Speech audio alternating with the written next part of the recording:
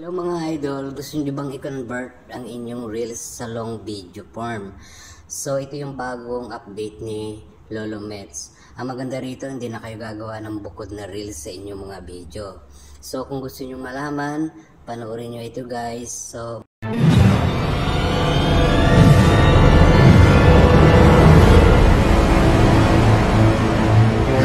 umpisa na natin. Syempre, open natin yung ating Facebook. So, pag nandito na tayo sa ating Facebook, may plus sign sa taas.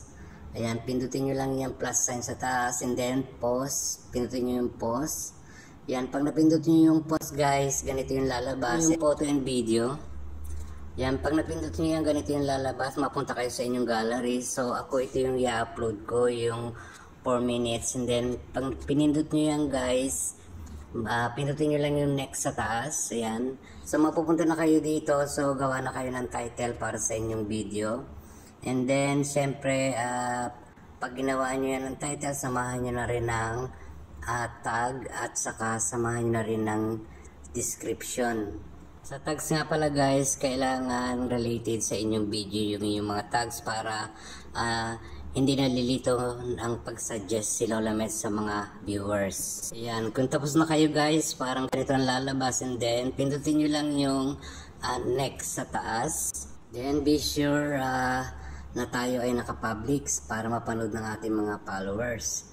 And then yan, pindutin mo yan, kailangan na naka-public. So, yan, kung gusto nyo namang i-schedule, pindutin nyo i-schedule and then yan, pag napindot nyo yan, lalabas dyan kung anong araw at oras ninyo gustong i-post. So, balik na tayo guys. Then, back ulit tayo.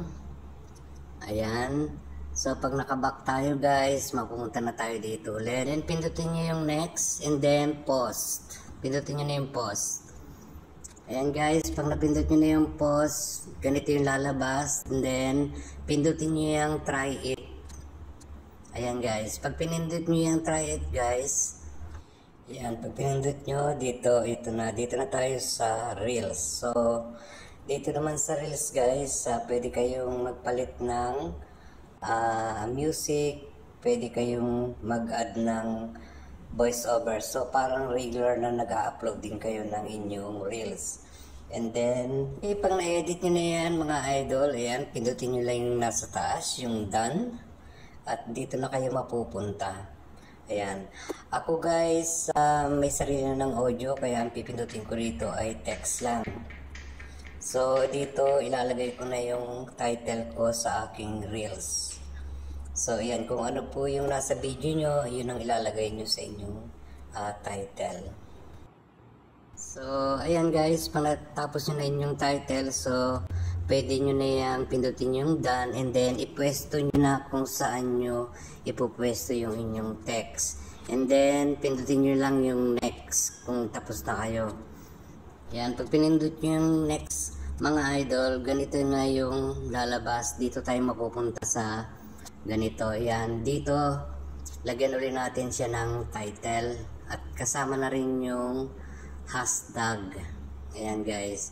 So, damihan na natin yung hashtag para maging searchable yung ating video. At paalala lang guys, sa paglalagay ng hashtag, kailangan related sa inyong video lang yung inyong ilalagay para hindi malito si Lolo Mets sa pag-suggest ng inyong video. Ayan, kung tapos na kayo guys sa title at tags, yan, i-browse lang natin pataas. Ayan, so kailangan naka-public, and then kung gusto ko yung itag nyo na mga kaibigan nyo. Ang pinaka-importante dito guys, itong add topic.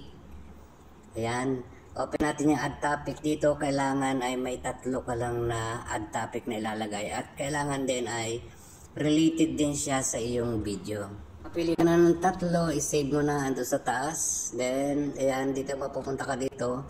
And yung isa kung di pa naka-star, and then punta tayo sa earn money. Ayan, nakita nyo na guys, open na yung inyong stars. Yan, enable na siya. Sa may mga star, kailangan i-on nyo yan guys. At dito guys, kung monetize ka na or meron ka ng ads on Reels, meron din dito, i-on mo yung inyong ads. Ako guys, hindi pa monetize, kaya wala pa kayong makikita dito.